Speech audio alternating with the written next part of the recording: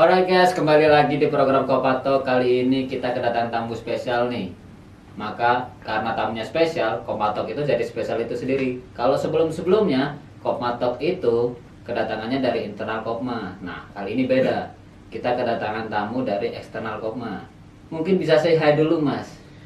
Halo semuanya, sebenarnya kenalin, aku Muhammad Nabil Sirat Al-Ma'arif, biasa dipanggil Nabil. Cuman kalau di organisasi atau di komunitas itu biasanya aku sering perkenalan itu disebutan L. Jadi kadang aku dipanggil Nabil, kadang juga panggil L. Nah, oke. Gimana nih Mas Amri? Kok tiba-tiba ngundang aku nih? Kebetulan aku kayak, kenapa sih kok harus ngundang aku nih? Nah, kira-kira kita bakalan bahas apa nih Mas? Leren takon. Orang Jawa gitu ya, Mas. Oke. Leren takon. Takon. Nah, kenapa saya ngundang Anda? Kan kita kemarin habis collab ya, Mas. Nah, Mas Nabil. Nah, kalau di Kopma itu biasanya kita ngadain event itu kayak apa ya? Berdiri sendiri lah istilahnya. Kayak kita udah pede banget nih kalau mau bikin event. Oke lah, kita jalan sendiri. Itu bisa. Tapi kalau kemarin itu aku ngerasa kayak mungkin ada sedikit bumbu-bumbu pembeda lah daripada kita sebelumnya. Mungkin di situ juga bisa teman-teman yang lain juga bisa apa ya, kenalan lah dengan apa organisasi eksternal gitu. Nah, kalau masnya ini kan dari yang on top nih, presidennya sendiri nih, presidennya. Nah, mungkin bisa dikenalkan dulu Mas, organisasinya itu seperti apa, mungkin kegiatannya, bisa sampai program kerjanya, atau siapa aja yang boleh ikut, atau orang-orang besar yang berada di dalam naungan organisasi. Oke baik, sebelumnya terima kasih banyak nih Mas Amri udah mengundang kami perwakilan dari Young on Top itu sendiri. Jadi di sini kami dari Young on Top itu adalah sebuah komunitas di bawah naungan PT Youth Inspirasi Nusantara. Nah, teman-teman mungkin gak asing dengan yang namanya Pak Andi F. Noya, atau teman-teman tahu programnya di Metro TV ada Kick Andy. Nah, di Kick Andy itu sendiri pada 2009 itu sempat ada pembahasan Young on Top. Nah, Young on Top itu sendiri adalah sebuah buku yang ditulis atau dikarang oleh Pak Billy Boon itu sendiri. Dengan bukunya itu memberikan inspirasi kepada anak muda. Nah, daripada hanya sekedar buku, di situ Pak Billy Boon akhirnya mengadaptasi buku tersebut menjadi sebuah komunitas. Nah, komunitas sendiri ini mempunyai visi yakni to create the strong generation in Indonesia. Jadi gimana cara komunitas ini membentuk generasi yang siap untuk menyongsong Indonesia Emas 2045 seperti itu sih Mas. Jadi di Young on Top itu sendiri juga kita menanamkan nilai-nilai yang harusnya relate dengan anak muda, kayak anak muda itu butuh lingkungan yang suportif, anak muda itu butuh lingkungan yang inspiratif. Nah, di situ misi dari Young on Top itu sendiri seperti itu. Jadi kita jadi lingkungan yang aman, suportif, inspiratif, dan kita itu bisa mengembangkan anak-anak muda sehingga kita bisa jauh lebih siap lagi untuk menyambut Indonesia Emas 2045. Nah, tadi kan Mas Amri juga tanya nih, kira-kira audiens atau siapa sih yang boleh ikut di programnya Young on Top itu sendiri? Nah, di programnya Young on Top itu sendiri kita ada kalau dari pusat itu ada YNC, Youth National Conference. Nah, biasanya itu di sana ngundang banyak pemateri-pemateri hebat. Kalau di tahun lalu itu kita sempat ngundang Pak Wapres kita. Oh, Siapa yang nggak kenal Pak Wapres kita? yes, Nah, Mr. Gibran. nah, di situ kita juga ngundang Caimin. Oh, Iya. Sopet. Benar. Nah, di situ di samping kedua tokoh inspiratif tersebut, kita juga banyak mengundang pebisnis sukses. Terus banyak juga artis-artis kayak Meleika. Kemarin itu di tahun lalu ada. Di tahun ini mungkin kita bakalan lebih gacor lagi buat mengundang pemateri-pemateri yang sekiranya dapat menginspirasi anak muda biar bisa mendapatkan insight baru dari mereka. Itu kalau dari UTNC. Nah, selain Mbak Nana itu juga pernah nggak sih? Mbak Nana itu juga pernah. Terus Pak Jokowi juga pernah. Sandiaga Uno pernah? Sandiaga Uno juga pernah. Di program kita itu kita nggak ada batasan antara kamu gabung di Young on Top berarti kamu bisa ikut program-programnya, kamu nggak gabung, tapi nggak. Jadi di sini kita itu targetnya adalah seluruh anak muda di seluruh Indonesia. Jadi nggak ada batasan antara, oh dia Yoters, dia bukan Yoters. Tapi kalau usianya ada nggak kategori usia? Kategori usia sendiri, kalau di Young on Top itu kalau join di komunitas, nah kita kan dari komunitas Yoters nih, itu ada batasan usia dari angka 16 tahun sampai 24 tahun gitu.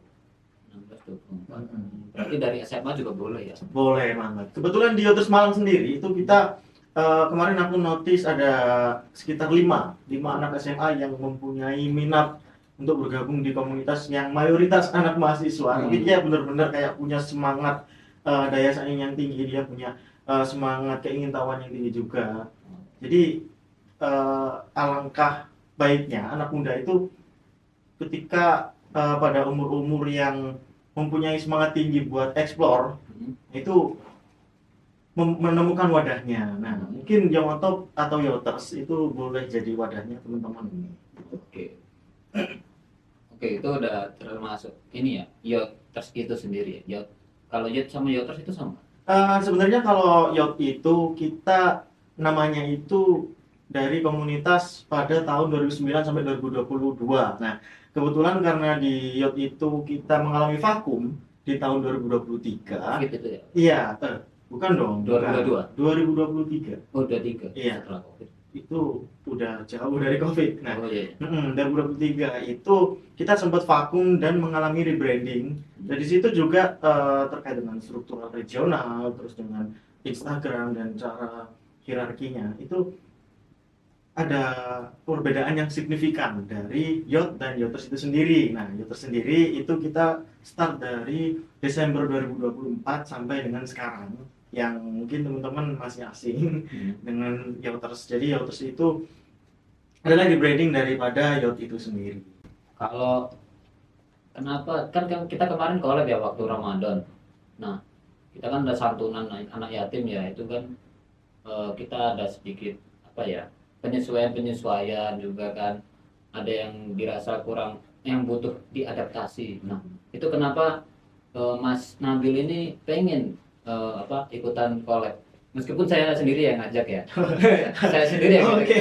Tapi kalau saya mau tanya, kalau kenapa kok mau gitu? Oke, terkait dengan kemauan kolaborasi antara Kopma dan juga Yoters Malang di program kolaborasi peduli Yoters Malang yang Kopma Penanggulan.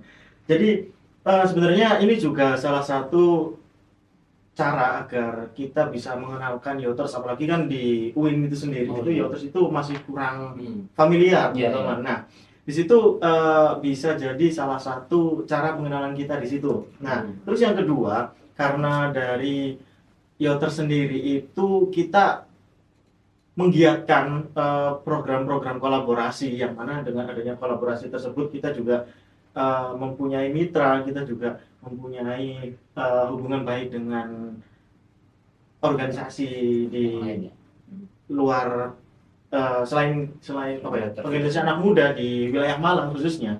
Jadi di tahun ini itu kita berusaha untuk menggiatkan partnership seperti itu. Jadi bukan hanya kita mengadakan project itu sendiri-sendiri. Sudah selesai. Iya, sudah selesai aja. Tapi gimana cara kita itu bisa ada output dan juga outcome-nya seperti itu. Dan kebetulan di Yot sendiri atau dari pusat itu kita diinstruksikan buat adanya Yot Share. Jadi kebetulan kemarin emang pas aja momennya itu kita ada Yot Share, dan dari Kopma ada santunan anak yatim, dan gimana kalau kita kolaborasikan. Dan Yot Share itu pun kita bukan hanya di Ramadan aja, tapi Yot Share itu ada Yot Share Galungan, ada Yot Share Natal gitu. Jadi kita sementara masih di tiga hari besar tersebut, yang nantinya mungkin akan kita kembangkan sampai hari besar umat-umat beragama lainnya seperti itu. Jadi bukan hanya Ramadan aja, bukan Muslim aja berarti. Nah, tapi kalau di sekarang nih yang Yoters Malang ada nggak yang non Islam? Kalau Yoters Malang yang non Islam ada. Kemarin aku notice beberapa teman-teman Yoters itu berasal dari agama non Islam. Jadi kita menerima perbedaan. eh, kan tadi ada Yotshare ya. Mungkin ada program lain selain Yotshare atau Yotlearn mungkin. Oh. Ada nggak yang selain Yotshare itu? Nah, yang menarik nih. Jadi di Yoters Malang sendiri, kalau di tahun lalu itu kita masih belum ada proyek-proyek yang sekiranya itu nggak berkesinambungan. Artinya belum ada keberlanjutan dari proyek tersebut. Jadi itu kayak kita itu ya udah kita selesai proyek, ya udah kelar, selesai. Nah, tapi di tahun ini kita upayakan membuat satu proyek yang mana itu berkelanjutan dan harapannya adalah kita bisa bertukar pandang di sana. Jadi kalau ya, jadi ini masih masuk ke perkenalan Yoters lagi nih. Oh. Nah, di sini aku mau kenalin. Jadi di Yoters itu kita ada 6 pilar. Jadi pilarnya itu yang pertama ada sosial, terus ada health, terus ada katalis, terus ada teknologi, dan juga ada entrepreneurship, dan yang terakhir itu ada green. Nah, tadi pertanyaan dari Mas Amri kayak Yotlearn mungkin ya. Nah, di Katalis sendiri atau Katalis itu kalau di Yot itu kita fokusnya ke pendidikan. Nah, di Katalis sendiri itu kita sedang menyiapkan salah satu proyek dengan gambaran konsepan itu seperti ini. Jadi kita itu nanti akan berkolaborasi dengan komunitas-komunitas lain, atau kita mungkin bukan berkolaborasi ya, kayak kita mengajak, kita nanti memfasilitasi mungkin tempat, terus panitianya dari Yoters. Nanti teman-teman yang memiliki minat buat berdiskusi atau memiliki minat untuk bertukar pandang, itu nanti teman-teman boleh banget buat hadir di sana. Itu namanya Youth Study Club. Benar. Nah, itu nanti setelah proyeknya masuk, mungkin teman-teman boleh stay tune di Instagramnya Yoters Malang. Itu nanti kita bakalan ada pamfletnya juga seperti itu. Oke, itu udah tentang Yoters ya berarti. Mungkin sekarang aku pengen ngulik dari sisi Mas Nabilnya sendiri nih. Gimana? Kan Mas Nabil ini kan sebelum-sebelumnya banyak nih organisasi selain Yoters. Sebelum jadi presiden Yoters ini ada banyak sekali organisasi yang sampean ikuti. Nah, aku mau tanya, di dalam organisasi itu apakah ada kriteria tertentu atau mungkin yang bisa dibilang red flag lah di dalam organisasi yang menurut Mas Nabil ini, nah ini kayaknya nggak banget nih buat orang-orang yang masuk organisasi. Oh, kalau boleh tahu ini semacam budaya organisasi atau orangnya nih? Mungkin bisa keduanya. Keduanya. Nah, oke, baik. Pertanyaan cukup menarik nih. Jadi kalau kita ngomongin budaya organisasi yang nggak sehat, pastinya kita bisa memandang itu dari skala rapatnya. Mungkin yang rapatnya kayak terlalu berundur atau malam cukup lama banget dan menyita waktu dan gak efisien. Itu mungkin bisa kita kategorikan sebagai organisasi yang red flag. Terus juga organisasi yang budaya kerjanya itu terlalu circle-circlean. Artinya ada beberapa orang yang mungkin merasa kayak dia itu, wah, aku kayaknya jauh dari mereka, jadi aku nggak dirangkul. Nah, itu mungkin bisa masuk ke organisasi yang budayanya red flag. Terus kalau kita ngomongin secara personal, mungkin kalau dari aku sendiri pastinya ini hal yang mungkin bagi beberapa orang itu sering dianggap remeh karena saking gampangnya, tapi sangat krusial banget. Nah, jadi kalau kita ngomongin red flag untuk secara personal itu, kalau dari aku sendiri itu menurutku yang red flag itu orang yang low communication. Jadi orang yang komunikasinya ini sedikit terhambat, atau dia itu slow respon, bahasa Gen Z-nya itu slow respon. Itu mungkin menurut aku pribadi itu cukup menghambat koordinasi dan juga beberapa hal di organisasi itu sendiri. Oke Mas, terkait role model nih, siapa? Mungkin orang-orang yang bisa menjadi inspirasi atau panutannya Mas Nabil nih, sebagai percontohan atau beberapa mindset yang diberikan oleh orang itu ke Mas Nabil, yang bikin Mas Nabil ini bisa berkembang sampai sekarang. Oke, baik, terima kasih banyak atas diskusi. Terima kasih. Langsung jawab Pak. Oke. ngomong-ngomong soal role model nih. Jadi kalau kita ngomongin soal role model, kalau dari aku sendiri itu aku punya role model itu, kalau teman tahu itu ada ownernya Camel Beauty. Tidak lain dan tidak bukan ada Kak Nadia Safira. Nah, Kak Nadia Safira itu dia salah satu anak muda yang berhasil mencapai titik emasnya, atau dia itu berhasil sukses di usia muda, dan sekarang itu dia sosok kelahiran 2000. Jadi sekarang berarti umurnya 25-26an lah. 26. Nah, itu kan masih tergolong Muda. muda banget kan. Di bawah 30-an.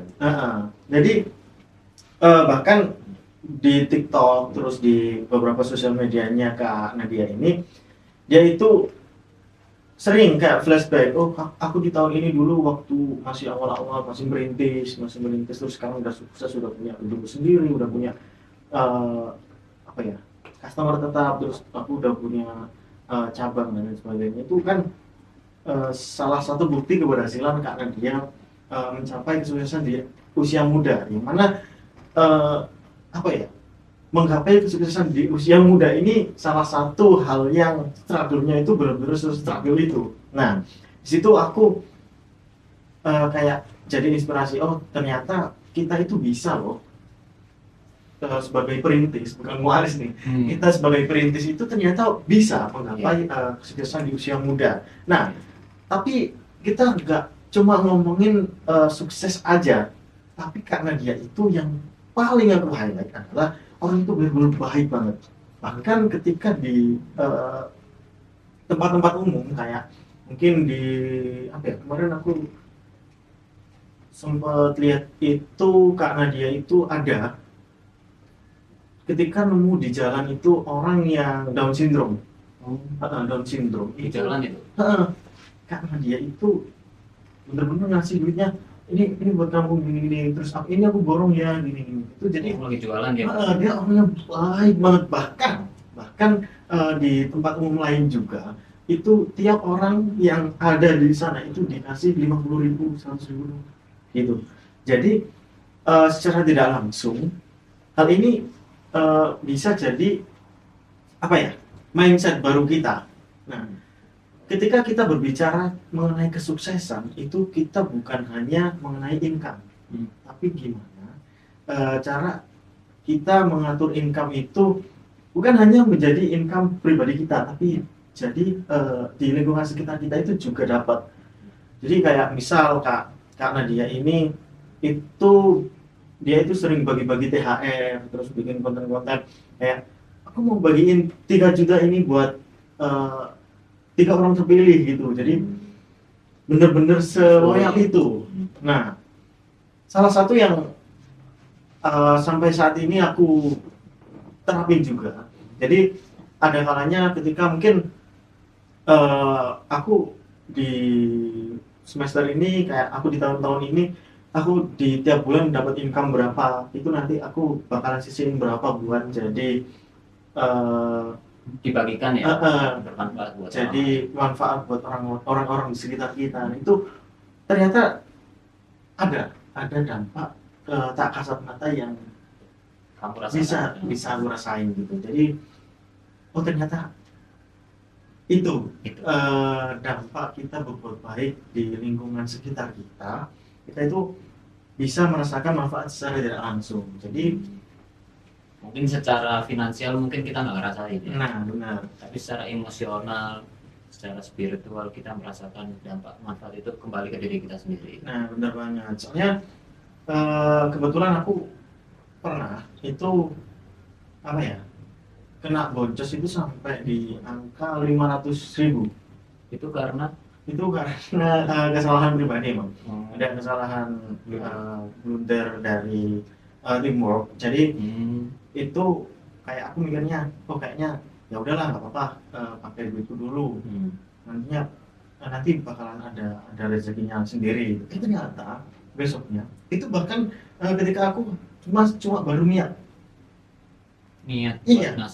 buat pakai uangku sendiri, spend my money in buat itu teamwork itu. Di teamwork itu ternyata aku dapat manfaatnya itu 3 kali lipat dari apa yang aku keluarin. Itu baru niat padahal. Itu baru niat. Belum eksekusi. Belum eksekusi. Padahal dengan niat-niat aja itu kan masih bisa kita batalkan kan. Iya. Tapi di situ kayak, oh ternyata Udah rezeki duluan. rezeki Tuhan itu bukan yang bisa kita hitung. Jadi kalau kita hitung-hitungan income, kita hitung-hitungan profit itu kan mesti 1 tambah 1 sama dengan 2. Iya. Tapi kalau kita ngomongin hal tersebut sama rezekinya Allah itu nggak bisa kita Nggak masuk itu ya, nggak 1 tambah masuk. 1, 2 kali 2. 8 Ah. kali 6. 8 kali 8. Iya, 11 jadi kali 11. mm, 120. iya, jadi intinya Intinya kan ya, jadi intinya sebisa mungkin apa yang kita rasain, apa yang jadi rezeki buat kita itu jangan sampai kita melupakan orang-orang di sekitar kita. Jadi sebisa mungkin kita juga menanamkan mindset rezeki yang saya dapatkan mungkin dia adalah rezekinya orang lain tapi melalui kita. Nah, itu yang perlu kita tanamkan. Gitu sih kalau dari- jangan lupa berbagi ya guys. Nah, Nah, gitu. apalagi sangat-sangat apa ya, spiritual. Nah, sebetulnya dapat banget. Spiritual dapat banget. Sisi emosional dapat banget. Jadi bermanfaat untuk orang lain itu juga bermanfaat ke diri kita sendiri. Nah, benar banget. Apalagi kalau aku dapat wejangan dari kiaiku, karena kan dulu kan aku mondok. Oh iya. Jadi aku dapat satu moto atau nilai kehidupan yang perlu kita tanamkan adalah khairun tanpa minas. Jadi sebaik-baiknya manusia adalah orang yang bermanfaat bagi manusia yang lain. Terima kasih Mas Nabil telah berkunjung di program kita kali ini. Aku senang banget ya. Terima kasih banyak ya Mas Nabil. Wes, aku juga mengucapkan terima kasih banyak buat Kopma, khususnya Mas Amri ini yang telah memberikan kita kesempatan buat berkolaborasi. Terus kita juga banyak proyek bareng kayak kemarin di Youth Share dan juga Kelanturan Anak Yatim. Kita jadi kolaborasi peduli. Terus sekarang ini mungkin jadi salah satu Kedua ya. oh iya, jadi program yang kedua kolaborasi antara Kopma dan juga Yotos Malang. Mungkin kita Bisa collab lagi. Yang ketiga. bisa dong. Pastinya kita terbuka buat kolaborasi lain yang nantinya bisa sesuai dengan visi daripada Yotos. Apalagi kan anak-anak Kopma ini anak-anak muda semua nih. Iya. Nah, boleh nih nanti Boleh. kita kembangkan lagi, kita masukin insight-insight baru, jadi kita bisa lebih siap lagi di Indonesia Emas 2045. Yes. Seperti itu. Berarti. Giliran Masnya kan aku udah ngajak 2 kali ini. Aku Oke, yang ngajak. siap. Ini giliran sampean loh berarti. Oke. Nanti saya tagih loh. Nanti kan nanti kita bakalan ada forum. Nah itu nanti kita di pilar health atau di pilar katalis. Kan kemarin kan kita udah masuk ke pilar sosial nih ke Panti. Di pilar health itu kita nanti bakalan ada semacam konseling. Donor darah juga ada. Ada run juga, running itu juga Running. ada, running. Terus kita juga ada study club untuk katalis. Terus kita juga adalah pokoknya nanti Nah, stay tune aja. stay tune untuk aja. penawaran kolaborasi. Yes, lainnya. yes, yes, sir. Oke. Siap. Kebetulan kita juga ada event running di bulan Juni. Wis, keren banget. Teman-teman, di awal bulan Juni. Ya aman ini. Nanti kegiatannya di kampus 3 UIN Malang itu nanti kita sambil nyanres. Wih. Sama sunset lah, nggak tahu lah nanti. Sana sampai sunset nih. Subuh banget nih. Subuh, iya. Subuh. Subuh. Gitu. Nanti di atas nanti lihat sunrise. Wah, nanti ada lafaz bismillah juga. Dari sana. Enggak ya. Nanti ditungguin aja, stay tune buat program Kopma nanti di bulan Juni. Dan jangan lupa follow IG Yoters ya. Ya, jangan lupa teman-teman, kita juga ada program di Jakarta di Convention Hall Tamrin. Itu di bulan Juli itu kita untuk kemarin udah ada sekitaran 7 pemateri yang terkonfirmasi. Itu kita ada Youth National Conference. Nah itu nanti bakalan ada pemateri-pemateri hebat lain yang bakalan dikonfirmasi. Biasanya itu di angka 20-an pemateri gitu. Banyak banget. Itu dari pagi sampai sore kita benar-benar dihajar dengan materi-materi. Kita dapat insight yang Full daging ya. full daging pastinya. Sampai nanti ikut berarti. Oh, saya ikut. Kebetulan nanti kalau memang dari teman-teman mau rombongan, boleh banget. Bareng tersenal. Seperti itu. Seru tuh kayaknya. 20 materi ya. Oke, guys. Terima kasih. Sampai jumpa di Kopmatok selanjutnya. Bye.